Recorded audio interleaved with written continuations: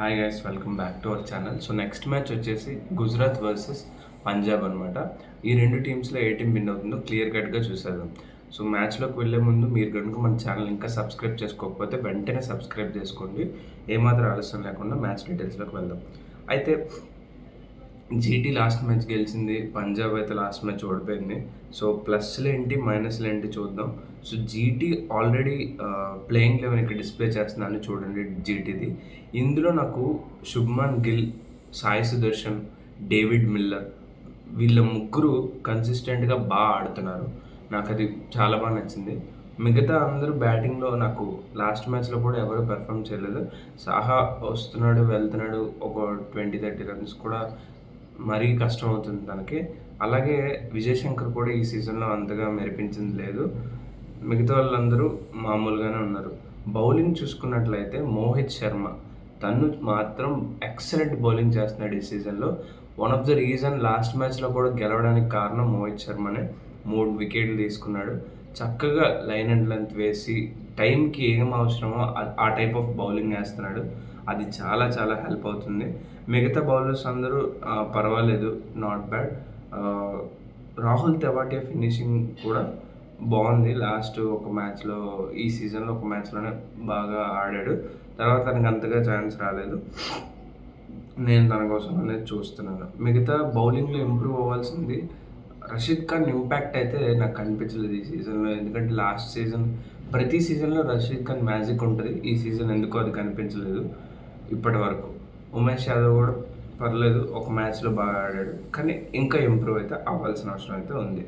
And ఇంకోటి ఏంటంటే ఈ పిచ్ అనేది కొంచెం పేస్ బౌలింగ్కి చాలా హెల్ప్ అయ్యే పిచ్ కాబట్టి బౌలర్స్ దృష్టిలో చూసుకున్నట్లయితే బాగా హెల్ప్ అయ్యే అవకాశం అయితే మనకి ఇక్కడ మోహిత్ శర్మ కనిపిస్తుంది. అలాగే ఉమేష్ యాదవ్ కూడా కనిపిస్తుంది, వీళ్ళకి అలవాటు కాబట్టి.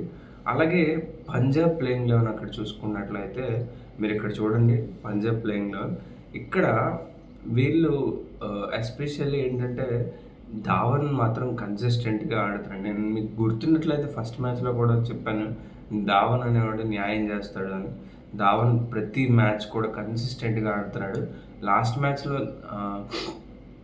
బెస్ట్ కూడా కంబ్యాక్ ఇచ్చాడు, 40 రన్స్ అయితే స్కోర్ చేశాడు. అలాగే ఇక్కడ లివింగ్స్టన్ కూడా ప్రాపర్గానే ఆడుతున్నాడని చెప్పొచ్చు.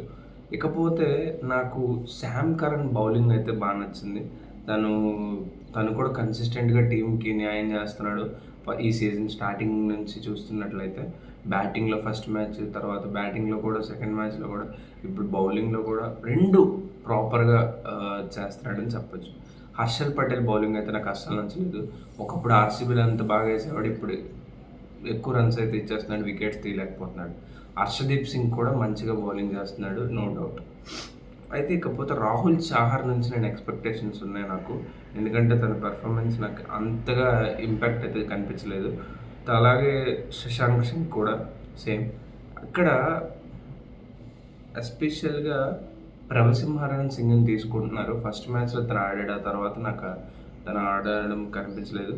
లివింగ్స్టన్ కూడా న్యాయం చేస్తున్నాడు, అది మాకు తెలిసిన విషయం. సో వీళ్ళు రెండు టీమ్స్ 3 మ్యాచెస్ ఆడాయి, 2 జీటీ గెలిచింది, ఒకటైతే పంజాబ్ గెలిచింది. మరి ఈ పిచ్ మీద ఎవరు గెలుస్తారంటే మాత్రం నాకు స్టాండర్డ్గా బౌలింగ్ యూనిట్ చూసుకున్నట్లయితే మాత్రం ఇందులో హర్ప్రీత్ బ్రార్ కూడా బాగానే వేస్తున్నాడు. సో ఓవరాల్గా చూస్తే ఎందుకో స్లైట్ ఎడ్జ్ జీటీకి కనిపిస్తుంది. ఎందుకంటే వాళ్ళు బ్యాటింగ్ డెప్త్ ఉంది, ప్లస్ అలాగే బౌలింగ్ కూడా పర్వాలేదు కంపారిటివ్ టు వీళ్ళు. సో స్పిన్నర్స్ కూడా మంచి స్పిన్నర్స్ ఉన్నారు. రాహుల్ తెవాటియా, తర్వాత ఉన్నారు రషీద్ ఖాన్ స్పిన్నర్స్, తర్వాత మనకి ఉమేష్ యాదవ్, మోహిత్ శర్మ కూడా ఆ పిచ్ మీద అలవాటు. సో నేను ఎందుకో జీటీ గెలుస్తుందని అనుకుంటున్నాను. ఇది నా ప్రెడిక్షన్. సో మీరు ఏ టీం విన్ అవుతుంది అనుకుంటారో కింద కామెంట్ సెక్షన్లో మెన్షన్ చేయండి. సో అది. Thanks for watching this video. Signing off. By.